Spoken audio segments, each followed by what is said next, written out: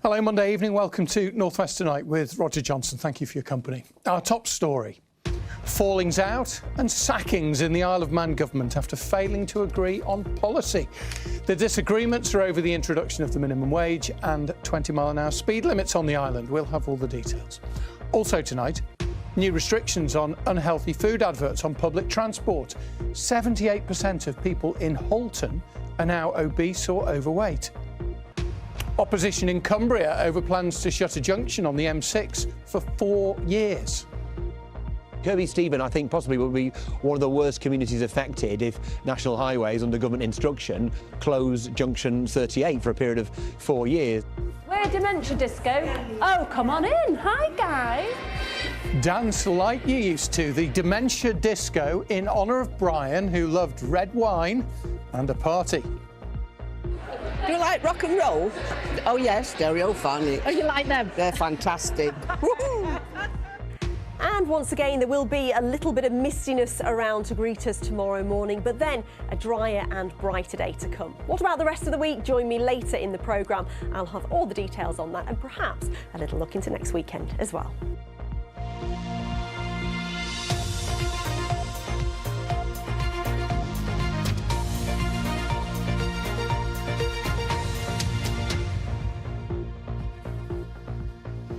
So it's not just at Westminster where infighting can cause political earthquakes. There was a seismic political event on the Isle of Man this morning as the Chief Minister there sacked 2 of his ministers in a row over the minimum wage and reducing speed limits. Treasury Minister Alex Allinson and the Infrastructure Minister Michelle Haywood both went ahead of the Manx budget next month and September's general election.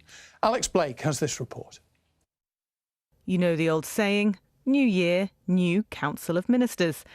And these calm seas across Douglas Bay can't hide the choppy waters within government offices today. Plans to increase the minimum wage by almost 10% and the rollout of more 20-mile-an-hour speed limits in urban areas have become thorns in government's side for several months. And for the Chief Minister, it's reached breaking point. When you're the leader of a Council of Ministers and you think that actually that direction that is being pursued, first of all, is against your instincts and against your voting and against the reality of the way that you would have approached some of these policy issues, then you have to decide that you've got to make changes. It had to be done now. It had to take action so that we could start April in a new financial year, new government financial year, with a sense of purpose, a sense of direction and a sense of confidence. Local businesses with concerns over the impact of a minimum wage rise welcome the changes. They said it gave them renewed hope that they'll be listened to and a better way of delivering higher living standards could be found. But while businesses are praising the move, some politicians have questioned the timing of it. It's just throwing everything up in the air, and that's not helpful. You know, what you need is some certainty. What you need in the last 6 months of an administration is to get stuff done. So over the last few years, government has promised a lot of stuff. They've started a lot of stuff. Now they need to finish, they need to deliver on things. And throwing your toys out of the pram like this doesn't feel like a good way of getting things done. I think he's left it too late to make this particular decision. I think it's been quite obvious to the public, particularly to businesses, that something needed to happen, something needed to change. I think he probably has been listening and he's got concerns, so he's made the right decision today. With just 8 months until people head to the polls for a House of Keys general election, and with just a month to go before the Manx budget, the tide is about to turn on several measures that will shape future policies. Alex Blake, BBC North West Tonight, Douglas. Lots more from our Isle of Man team on the BBC News website. Now, adverts for junk food, sugary drinks and vapes could be restricted on public transport across the Liverpool City region if a plan by the Metro Mayor gets the go-ahead. Steve Rotherham wants to use his powers to push healthier adverts on places like Merseyrail trains, ferries and buses to help to tackle health inequalities, which he says are getting worse. Mairead Smith has this report. County Road in Walton, one of the most deprived parts of the Liverpool City region and an area where people are more likely to see adverts for junk food and vaping. I think it'd be hard to stop because the County Road especially has got a lot of takeaway places. The combined authority wants to take action. Will it get the backing of people who live here? It's more expensive to feed your family healthy food than it is to feed them the likes of processed stuff. If I'm walking right now and I see an advert of food and I'm already hungry, then that's where I might most likely go. It could make a change. Get rid of it. It's just ridiculous.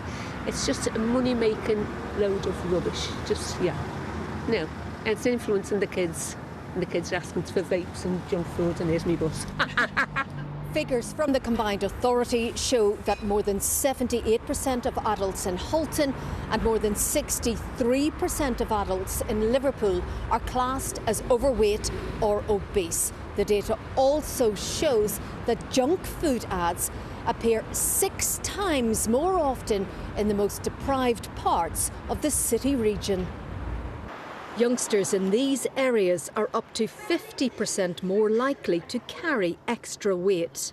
As we take more control of public transport, we can ban things like vapes from being advertised. We can ensure that healthier foods are the things that we advertise rather than fast foods.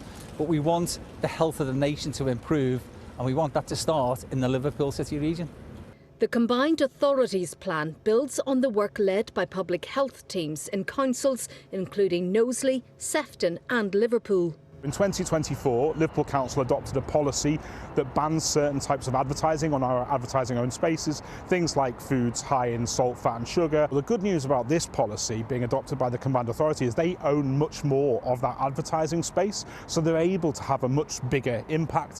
But will it make much of a difference? We know that children's diets and food preferences are formed at an early age, so the sooner that you can intervene and encourage them to consume more of the healthy stuff like fruit and veg and less of the unhealthy processed foods that are all around us, then it can make a really meaningful difference to their sort of trajectory of health across their life. The plan goes before a meeting of the combined authority on Friday. Mairead Smith, BBC Northwest Tonight, Liverpool. And we'll continue to follow that story for you. Now, the Prime Minister says that talks will take place to try to resolve arguments over the Hillsborough law after the government postponed today's final Commons debate. Anger's been expressed by the families of those killed and injured in the Manchester Arena bombing. They're concerned that the bill being put forward means that security service chiefs could stop their personnel giving evidence to future inquiries. Together with the Hillsborough families, they want the proposed duty of candour to apply to all public servants. In relation to the duty of candour, we've been clear that that matters. What we're now trying to do is just make sure we get the balance right when it comes to the application of any principle to the security and intelligence agencies. The parents of Genevieve Meehan, who died strapped face down to a beanbag, want CCTV to be compulsory in all nurseries. You may remember a worker at Tiny Toes Nursery in Stockport was jailed for her manslaughter. Well, today, Genevieve's family handed in a letter to Downing Street. It's absolutely vital because we can't have other parents suffering in the way that we've had to suffer and children's lives being taken from them in the way that Genevieve's was. So this is such a very significant and huge thing for our family. The airline Jet2 has apologised after 31 passengers were left behind at Manchester Airport when their plane to Alicante took off. The airline has investigated why they were left at the bottom of a stairwell rather than boarding the plane via an air bridge. And there are some reports that someone took a wrong turn and others followed them. I have to say, having been in one of those queues getting on a plane, it's easy to see how that might have happened if indeed that is what happened. Now, hundreds of people turned out for a protest this weekend in the usually quiet Cumbria town of Kirkby Stephen. They're angry about plans to close a busy junction of the M6 for 4 years while a series of motorway bridges are repaired. Local people say that the shutdown will leave some towns and villages cut off and will drive some businesses to the wall, as Mark McAlinden reports. Protests aren't a common sight in this largely rural corner of Cumbria, but locals feel they've been left with little choice. What National Highways have done so far is they've looked at the logistically easiest way of doing this project, but perhaps they haven't considered the community need as much as they could have done. Listen to us. The plan is to repair bridges that support the motorway, work to improve ageing infrastructure that all agree needs done. But it's feared closing junction 38 will choke off traffic and income to communities east and west of the road. Kirkby Stephen, I think, possibly will be one of the worst communities affected if National Highways, under government instruction, close junction 38 for a period of 4 years. Obviously, the communities of T-Bay and Orton, but also Kendal on the other side of the motorway. And then let's not forget the impact upon emergency services. And real fears among those who came to protest. It's quite a vibrant town. If we haven't got the through traffic, it's going to die. It'll close a lot of businesses in the town. Do you really feel that it will lead to that then? Yeah, possibly. I've just opening a yoga retreat, and we have a campsite as well, which is en route. So a lot of our business that we get comes from that junction. So, is there a solution? What we want is temporary slip roads put in. It's perfectly feasible, it can be done. And yes, it's going to cost a little bit of money, but compared to the impact that it'll have on the massive wide area, it's not a lot of money. But that would keep the junctions open, keep the traffic flowing for the 4 years or however long it takes them to do the job. In a statement, National Highways told us that the junction will be accessible during the project, apart from a limited number of occasional overnight or weekend closures. Our aim is always to cause as little disruption as possible, and we're committed to working with communities and businesses to limit the impact. Mark McAlinden, BBC North West Tonight, Kirkby Stephen. Now, 15-year-old Olivia Campbell-Hardy was one of the 22 people killed in the Manchester Arena attack nearly 9 years ago. Since then, a charity's been working in Olivia's name to help young people in Greater Manchester to learn how to sing and dance. And today, a specially named bus was unveiled in her honour at her old school, as Phil McCann reports.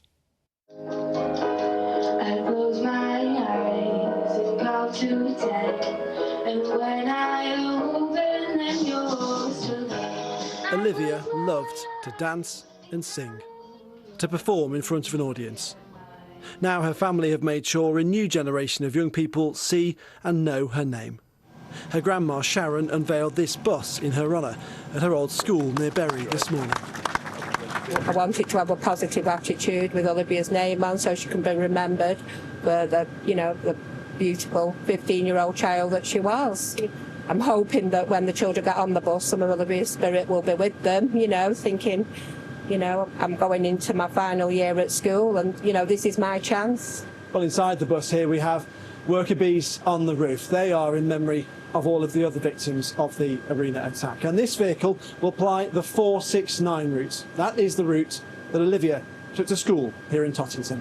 It's touching to see it, and I think it helps, doesn't it? It helps Olivia's family know she's not forgotten. And in fact, for the community, she's not forgotten. And it's just brilliant to see all the students here as well. Olivia was working towards her GCSEs here when the attack happened.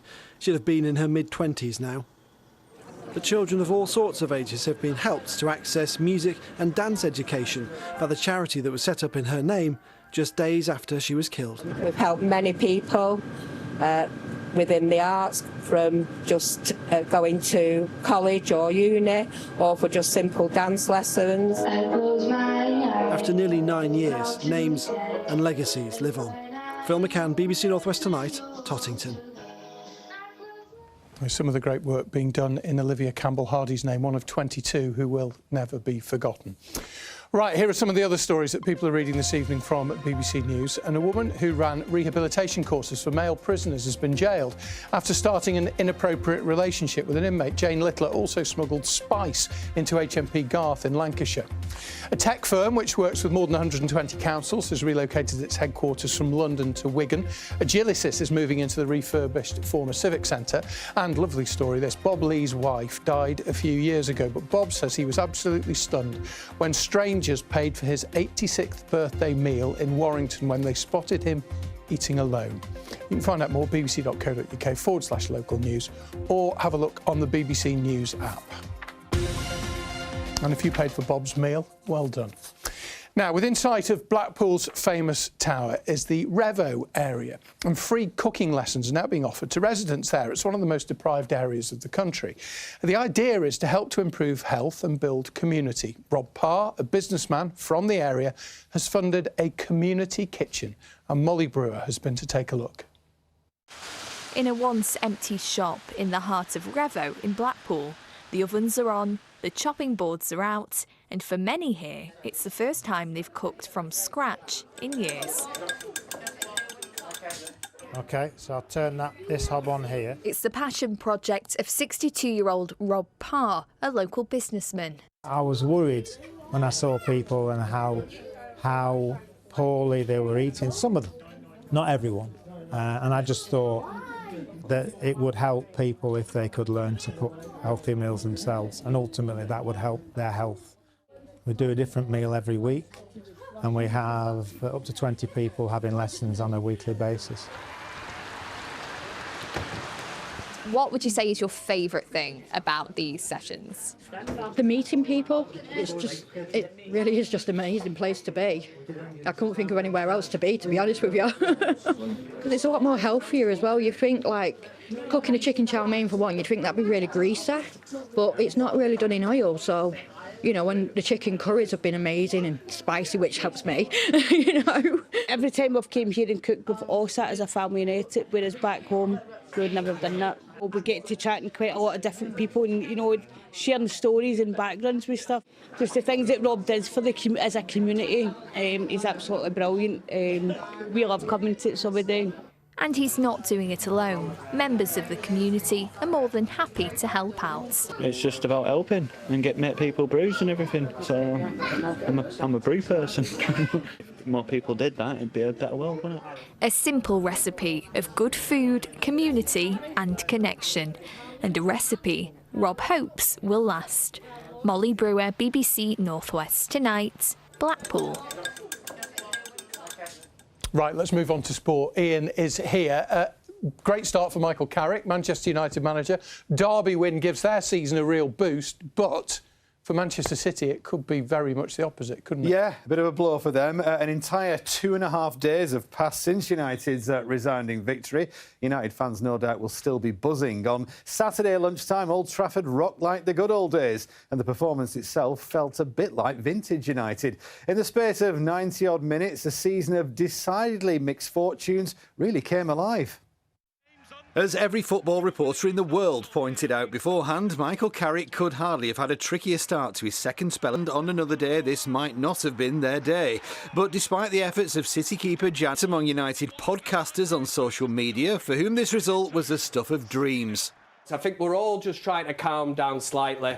I don't even know where to start, which is electric from minute 1 to minute 90. Not to put words in your mouth, but for me, Michael Carrick just did an amazing job in managing that team. That was absolutely impeccable from Man United, and therefore impeccable from the manager. In the first 5 minutes of the second half, I was like, we're going to win this. If Michael Carrick plays like that for the end of the season and we absolutely wallop a load of teams and we get top 4, give him the job. Give him the job now. Suffice to say, the man himself was as modest as ever. It all come together and it come together nicely, but it's just a start, you know. Listen, it's a big day, it's an important day, there's no getting away from that, but it's got to be a start, you know. We've got another big game next week, we've got to build as we go through the season, so we're not getting too carried away. For City, not the ideal confidence booster for tomorrow's Champions League match at Bodo Glimt. We were not good enough up front, we could not do it, but I had the feeling that we didn't have, they had it and they deserve it. And that Devil's Advocate podcast from BBC Radio Manchester is on BBC Sounds now. Now, in the last few hours, Manchester City have completed the signing of this man here, looking quite menacing there, actually, Crystal Palace captain Mark Gahey for £20 million. The England defender, who nearly joined Liverpool last summer and was out of contract at the end of this season, hence the lowish fee by today's standards. He's signed a 5.5-year contract and says he's really happy and incredibly proud to become a City player. Well, he didn't enjoy playing at Macclesfield FC the other week in the FA Cup, though. There's nothing to match the Manchester derby excitement at Anfield on Saturday as Liverpool and Burnley drew 1-1. Florian Wirtz giving Liverpool the lead before Marcus Edwards equalised. Now, the Clarets remain deep in relegation trouble. Liverpool play at Marseille in the Champions League on Wednesday. But what a day for 10th place Everton yesterday. Tierno Barry's late goal giving them a 1-0 win at Aston Villa. In the Championship, there were defeats for playoff contenders Preston and struggling Blackburn. But in League One, Bolton got their promotion push back on track in the derby match at Wigan. Josh Sheehan's stunner giving Wanderers an important win. Stockport County are a place above them in 4th after a chaotic win over Rotherham that included 3 own goals. This is the most farcical of the lot, in off the bottom, before County won it through substitute Ben Omi Andresen. In League Two, Salford City are level on points with second place Swindon after beating them 3-2. The teams meet again in the FA Cup tomorrow, incidentally. Crewe are 3 points off the playoff places after a 3-1 win over Barrow, while Kai Payne scored the winner as Oldham Athletic beat Cheltenham 2-1. That is the sport. Sale, unfortunately, had a record defeat in the Champions Cup, but they are through to the last 16, and Rog, they'll be taking on English side Harlequins in that last 16 tie on April the 3rd, quite a way off. Terrific. Ian, thank you very much indeed. Just before the weather with Keighley, a family from Stockport who lost their husband and dad to dementia are aiming to inspire memories, conversation and friendships between people who are living with the disease through disco. They wanted to celebrate Brian Shaw's love of music and a good party, while at the same time helping others who are going through the same thing, as Jane McCubbin reports.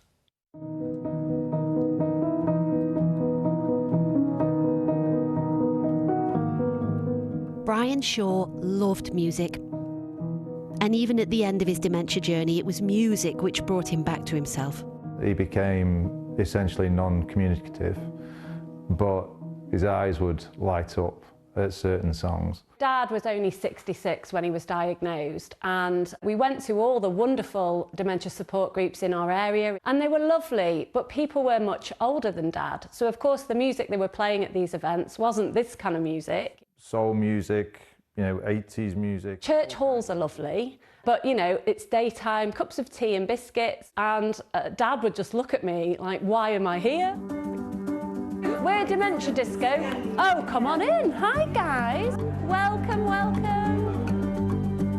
What we wanted was a place where people play live music with a bar. We were trying to recreate the kitchen discos that we'd had at home. And we'd all come in and we'd dance and sing. How can we recreate that? There must be other people in a similar situation. Weekly dementia disco nights run in Manchester. They are entirely free thanks to the work of volunteers, with costs covered by a donated raffle. The result is a massive party every Saturday night, which is full of joy. Sandra is having the time of her life. Yes, she's enjoying life. She really is. Just because Sandra's got dementia, she still wants to go out and enjoy herself. You like rock and roll? Oh yes, they're real funny. Oh, you like them? They're fantastic. Every week is a chance for people to connect and share not just joy, but experience. How long have you been married, Maria? 35 years. He's lovely, isn't he? He is lovely. What do you think of the music, John? And it's good. The music's good. The moves are pretty good too. Yeah. All of this because of a family's love and a belief that life doesn't stop with a dementia diagnosis. It just needs a different kind of dance floor.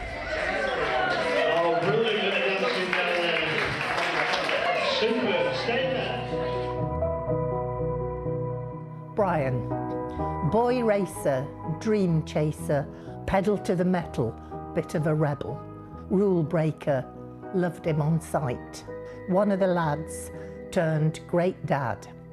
Cricket fan, music man, driving for miles, alone in his car, forgetting where to or when to come home. A retreat into silence, a patient observer, a quiet spectator, a brave and gentle man. Cool dude, my lovely guy. Sorry. You must be dead proud of everything that I'm you've been. absolutely, totally proud of them, and he would have been as well. Cool dude, my lovely guy. That was Jane McCubbin reporting. If you're interested, there are now monthly dementia discos in the Greater Manchester area, in Heaton Mersey, in Cheadlehume and in Poynton. There's one in the pipeline for Trafford in April. dementiadisco.org is the website. Here's the weather.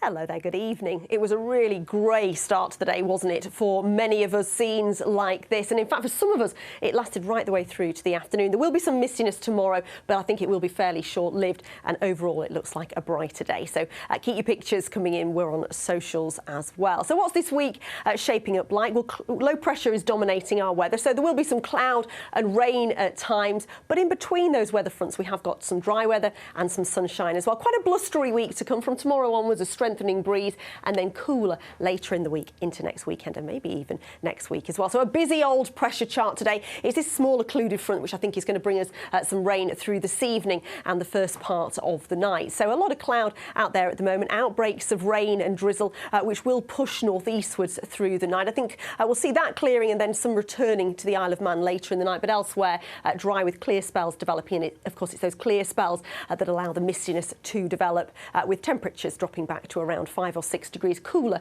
I think, out in the countryside.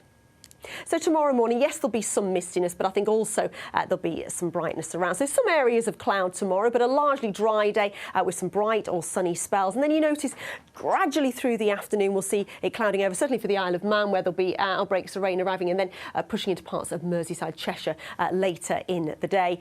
Temperatures tomorrow still on the mild side, still above average. We should be at about 6 degrees, so 9 or 10 is a few degrees average for the time of year. It's also going to be a blustery day tomorrow, a strengthening wind, particularly for the Isle of Man, the Cumbrian coast, but I think everywhere we'll see those winds freshen through the course of the day. And then that rain will last overnight into Wednesday. Wednesday, it looks like there will be some rain, but also some dry and bright weather developing on Wednesday too. As for the rest of the week, it does remain unsettled. It's going to be a blustery week. As I mentioned, a lot of cloud as well. And then those temperatures start to fall away later in the week, and it does look like it'll be cooler for the weekend.